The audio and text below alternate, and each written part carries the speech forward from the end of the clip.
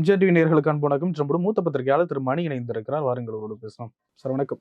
Sir வணக்கம். எது நடக்கக்கூடாது என்று பலர் எதிர்பார்த்தார்களோ அது தற்பொழுது நடந்து கொண்டிருக்கிறது. போர்னே இதை சொல்லிடலாமா? கடும் சண்டை நைட்டு ஃபுல்லா முழு அளவிலான போர்னு இதை சொல்ல முடியாது. ஏன்னா நீங்க தரைப்படை கிரவுண்ட் ட்ரூப்ஸ் இறங்கினாதான் அதற்கு முழு அளவிலான போர் என்ற அர்த்தம் வரும். இது வரைக்கும் ட்ரோன் அட்டாக்கு விமானங்கள் மூலம் குண்டு மாறி பொழிவதுதான் நடக்குது. விமானங்கள் எல்லையை மீறவில்லை, ட்ரோன்கள் தான் எல்லை மீறுகின்றன. ஏன்னா இது நவீன யுத்தம் என்பது மாடர்ன் டே வார்ஃபேர்னு ஆங்கிலத்தில் சொல்லுவோம். நவீன கால யுத்தம் என்பது இனிமேல் இப்படித்தான் இருக்கும். அதாவது ட்ரோன் அட்டாக்ஸ் டெக்னாலஜி வளர்ந்துருக்கு அந்த அளவுக்கு. ட்ரோன்ஸு அண்டு யூஏவின்னுவாங்க, அன்மேண்ட் ஏரியல் வெஹிக்கிள்ஸ், ஆள் இல்லாத விமானங்கள், இவை மூலமாகத்தான் இனிமேல் தாக்குதல்கள் நடக்கும். பெரிய அளவில் நேற்றைக்கு இந்தியா மீது அவர்கள் தொடுத்த தாக்குதல் முறியடிக்கப்பட்டிருக்கிறது. 15 நகரங்களை குறிவைத்து கொடுக்கப்பட்ட ட்ரோன்கள் இந்தியாவுடைய மிக துல்லியமான வான்வழி பாதுகாப்பு, குறிப்பாக ரஷ்யாவிலிருந்து வாங்கிய S-400 ஏவுகணை தடுப்பு சாதனங்கள் மூலமாக முறியடிக்கப்பட்டிருக்கிறது.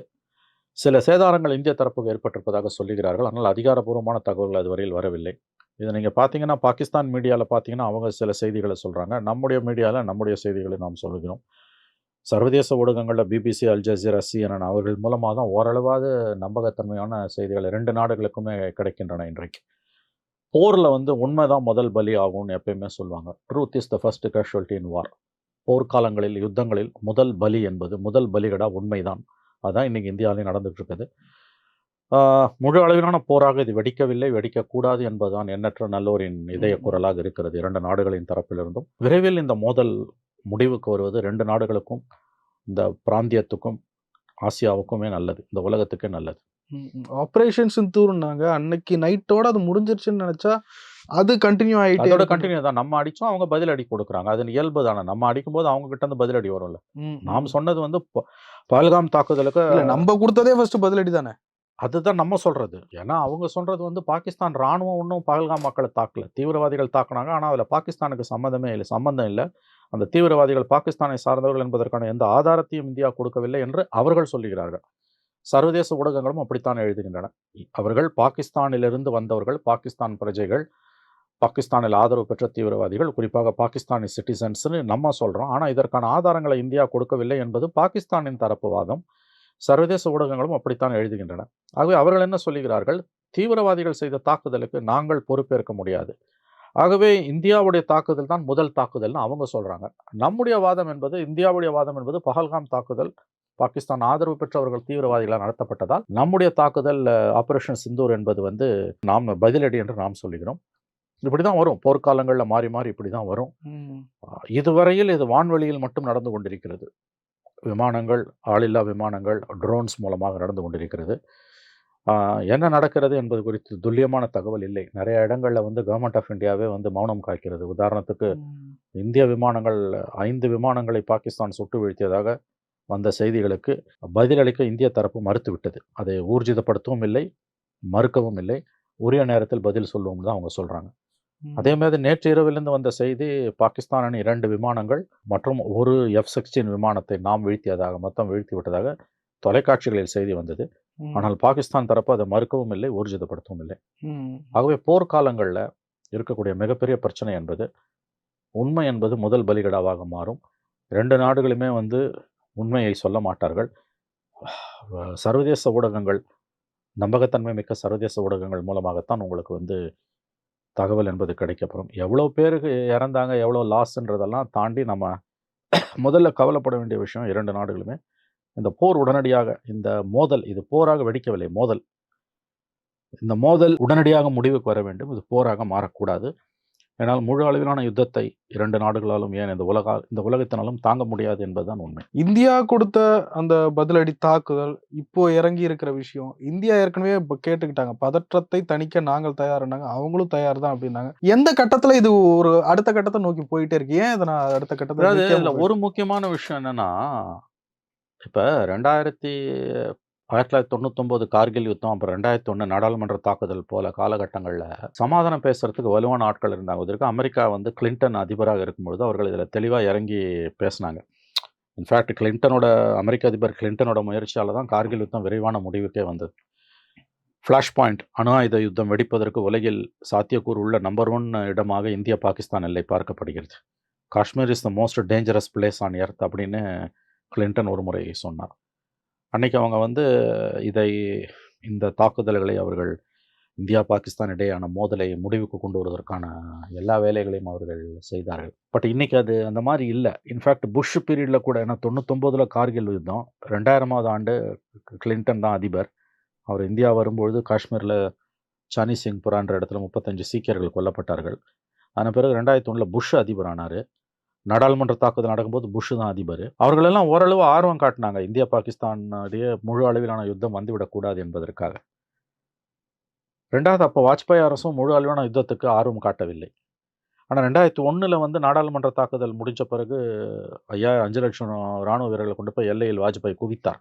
எந்த நேரமும் போர் வெடிக்கும் என்ற ஒரு அபாயகரமான சூழல் நிலவியது. அதிர்ஷ்டவசமாக பதட்டம் பிற்காலத்தில் ஒரு மாதத்தில் தணிந்தது. 2008 மும்பை தாக்குதல் அப்போ மன்மோகன் சிங் வந்து தெளிவாக அந்த மாதிரியான ஒரு யுத்தம் பற்றிய, முழு அளவிலான யுத்தம் பற்றிய ஒரு உணர்வு அலைகளை நாடு முழுவதும் அவர் தூண்டிவிடவில்லை. அவங்க சர்வதேச அளவில் பாகிஸ்தானை தனிமைப்படுத்துறதுக்கான வேலைகளை தான் செஞ்சாங்க.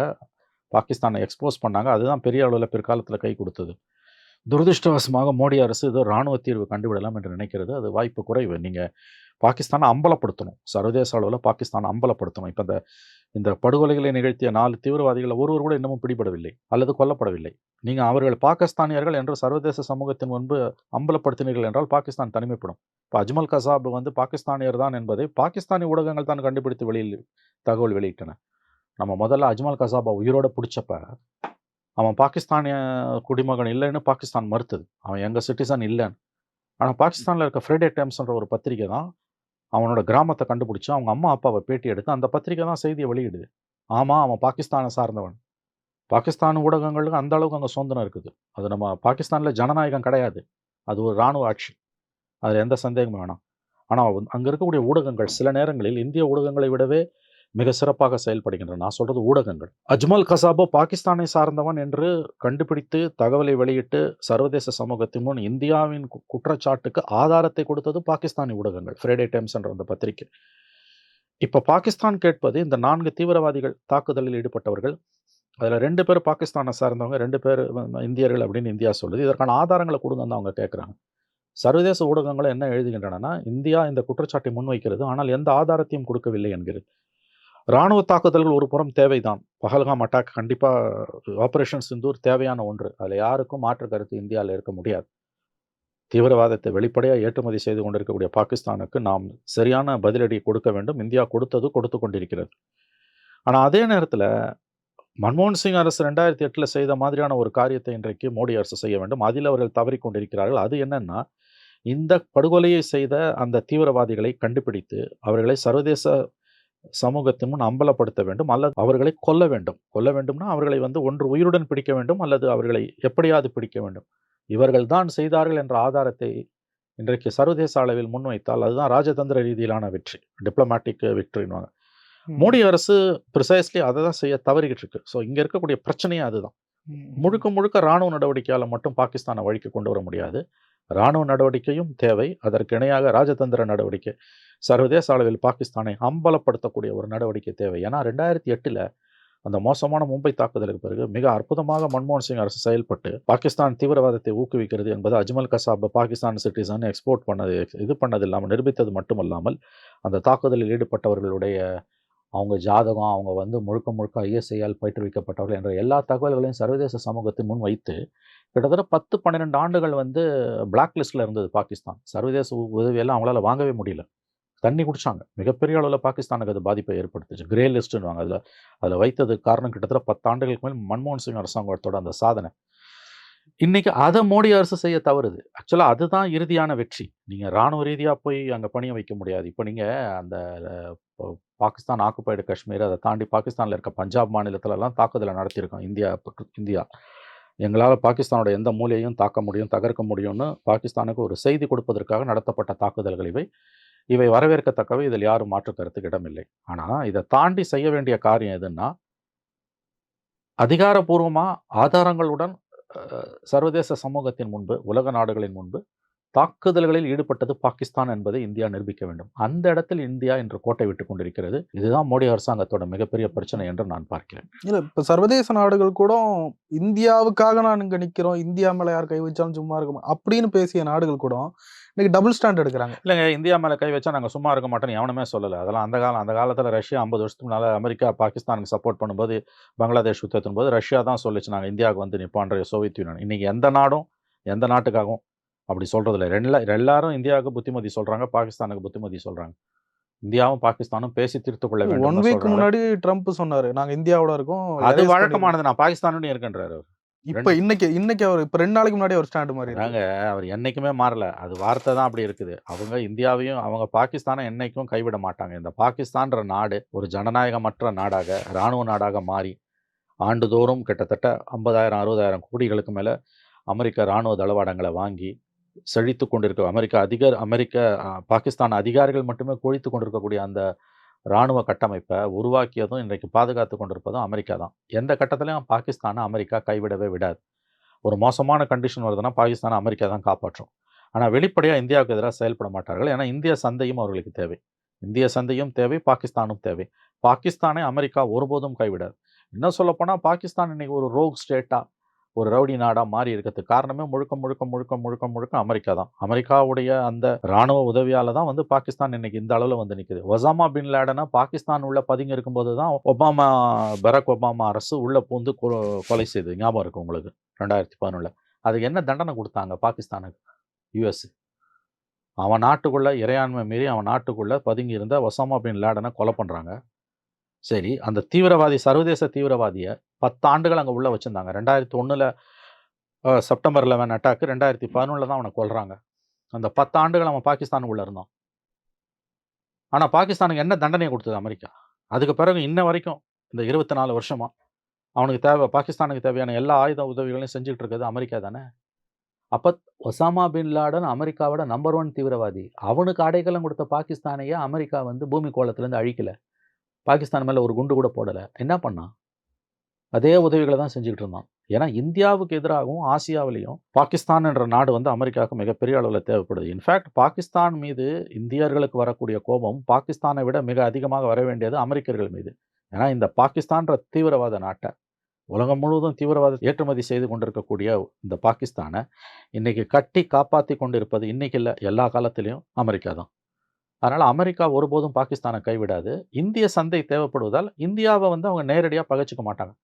ஒரு கட்டம் வரும்போது தலையிட்டு 2 பேரையும் பின்னால் கையை முறுக்கி இழுப்பாங்க. இதுதான் கடந்த காலங்களில் நடந்திருக்கு. இனிமேலும் அதுதான் நடக்கும். இப்போ கொஞ்ச நாளைக்கு அடிச்சுக்கிட்டுன்னு விட்டுருவான். ட்ரம்ப் வந்து என்ன சொன்னார்? ஷேம்ஃபுல் திங்கினார், வெட்கக்கேடானதுனாரு. அமெரிக்க துணை ஜனாதிபதி என்ன சொல்லாரு? போரை நிறுத்துறதுல எங்கள் வேலை இல்லைன்றான்.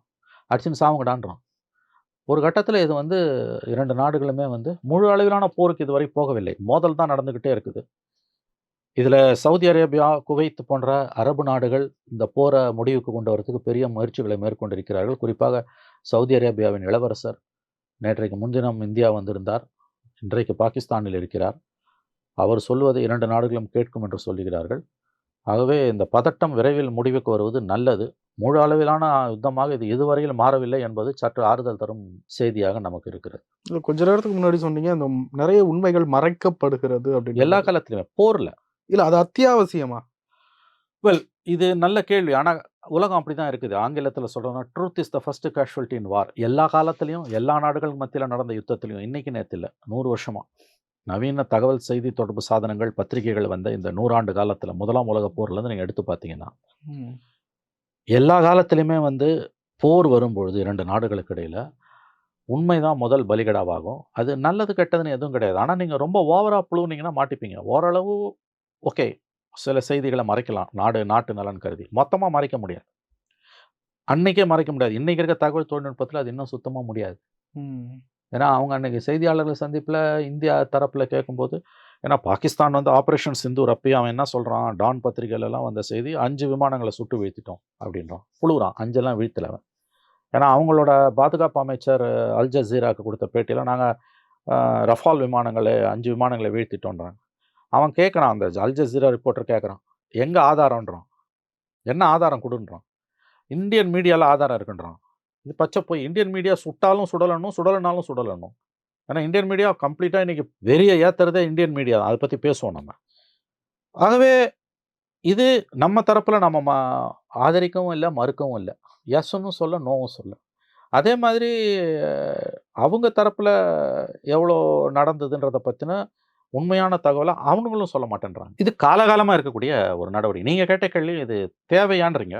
ஓரளவுக்கு தேவை. ஆனா ஒரு கட்டத்துக்கு மேல இத யாராலும் மறைக்க முடியாது. ஏன்னா அன்றைக்கு தகவல் தொழில்நுட்பம் வளராத காலகட்டத்தில வெறும் செய்தி அச்சு ஊடகங்கள மட்டுமே நம்பியிருந்த காலகட்டத்திலே மறைக்க முடியல.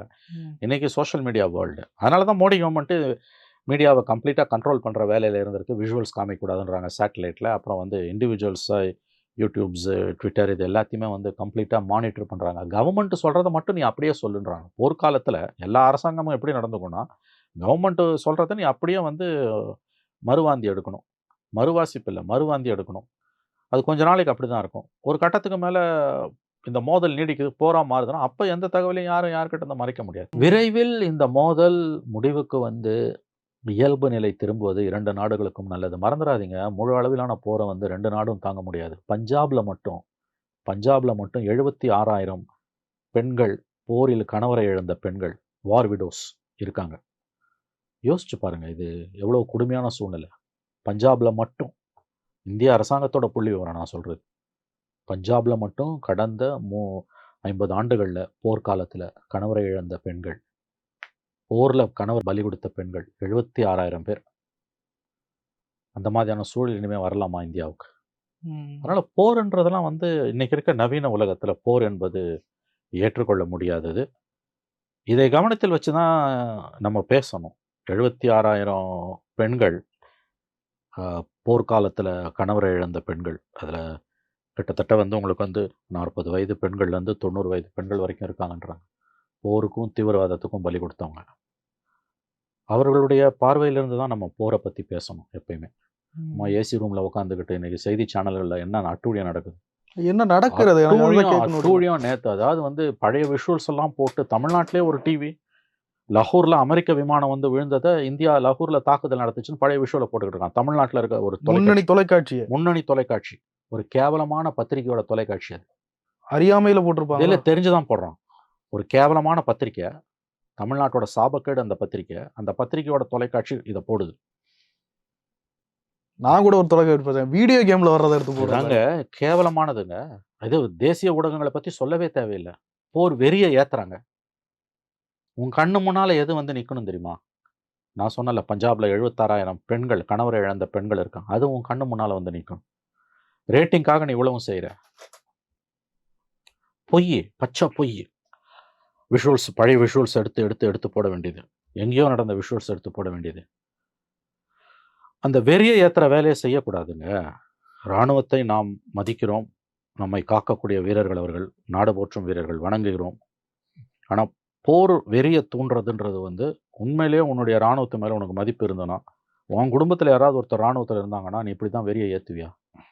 அதனால தான் நான் சொல்றேன். உன் கண்ணு முன்னால வந்து நிக்க வேண்டிய ஒரே ஒரு செய்தி, பஞ்சாப்ல இருக்கக்கூடிய 76,000 கணவரை இழந்த பெண்கள்.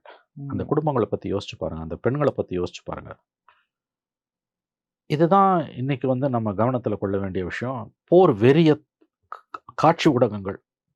முதல் முறையா ஏன்னா 99 கார்கில் யுத்தத்தப்ப கூட வந்து இவ்வளவு தொலைக்காட்சிகள் இல்ல. அப்ப தேசிய அளவுல என்டிடிவி, சிஎன்என் அந்த மாரி தான் இருந்தது. இப்ப நெறைய டெவலப் ஆயிருக்கு. இப்ப இந்த 25 வருஷத்துல மிகப்பெரிய அளவுல செய்தி சேனல்களும், அத விட மிக அதிகமா சமூக வலைதளங்களும் வந்துடுச்சு. எல்லாம் மொபைல்ல உட்காந்து அதான் பார்த்துக்கிட்டு இருக்கான். பாதிக்கு மேல பொய்யான செய்தி. பாதிக்கு மேல பொய்யி, பொய்யி, பொய்யி. அங்க குண்டு விழுந்துச்சு, இங்க குண்டு விழுந்துச்சு. அங்க மசூதி அடிச்சுட்டான், இங்க கோயில் அடிச்சுட்டான். ரொம்ப ரொம்ப ஒரு பொறுப்பற்ற தன்மையில் காட்சி ஊடகங்கள். டிஎம்சி திரிணாமுல் காங்கிரஸ் எம்பி சகேத் கோகல் என்று காலையில ஒரு ட்வீட் போட்டிருக்காரு. மிக மோசமான ஒரு நிலையை இந்திய ஊடகங்கள் எடுத்திருக்கின்றன. இவர்கள் தண்டிக்கப்பட வேண்டும். போர் வெறிய தூண்டுறதுன்றது பெரியதொரு குற்றம், பாவம். அதனால ஊடகங்கள் பொறுப்பில்லாமல் நடந்து கொள்கின்றன. இது ஒண்ணும் வீட்ல உட்காந்து ஏசி ரூம்ல உட்காந்துன்னு சம்சாவும், டீயும் சாப்பிட்டுக்கிட்டு ஒரு இங்கிலீஷ் மூவி, வார் மூவி பார்க்குற மாதிரியான விஷயம் கிடையாது.